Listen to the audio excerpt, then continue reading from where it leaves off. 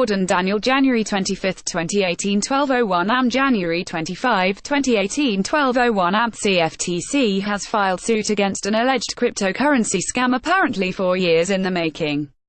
The U.S. Commodity Futures Trading Commission (CFTC) released details today surrounding a federal court enforcement action filed against several parties related to the cryptocurrency MyBitcoin (MBC). The charges allege that defendants Randall Crater and Mark Gillespie misappropriated at least $6 million since January 2014 to use for personal expenses and the purchase of luxury goods. Las Vegas-based MyBitcoin Pay, Inc. is also a named defendant. Specifically, the CFTC alleges that the defendants committed fraud by soliciting customers based on false claims regarding MBC's value, trade status, and usage, even apparently going as far as to say that MBC was backed by gold, which the Commission refutes, as the accused allegedly acquired more than $5 million of the $6 million under scrutiny from within the state of Massachusetts. It was Judge Raya Zobel of the District Court of Massachusetts who issued a freeze of their assets on January 16, 2018. Moreover, the same order from Judge Zobel also froze assets related to 3 relief defendants, Kimberly Renee Benj, Barbara Crater Meeks, and Erica Crater, all of whom have been linked to the company and whom allegedly received customer funds, without providing any legitimate services to clients and without any interest or entitlement to such customer funds. James McDonald, the CFTC Director of Enforcement, stated, "As this case shows, the CFTC is actively policing the virtual currency markets and will vigorously enforce the anti-fraud provisions of the Commodity Exchange Act.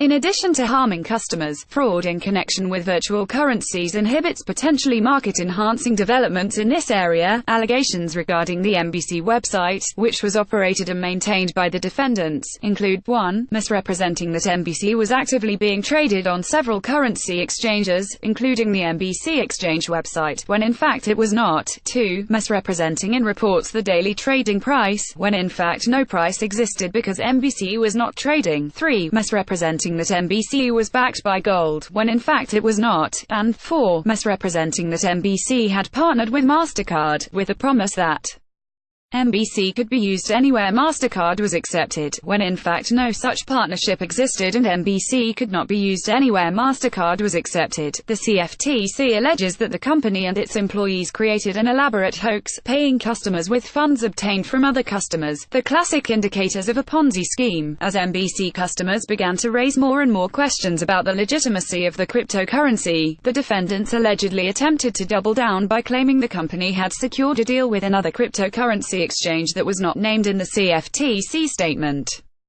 The defendants apparently encouraged customers to wait until the deal went through before redeeming their MBC holdings.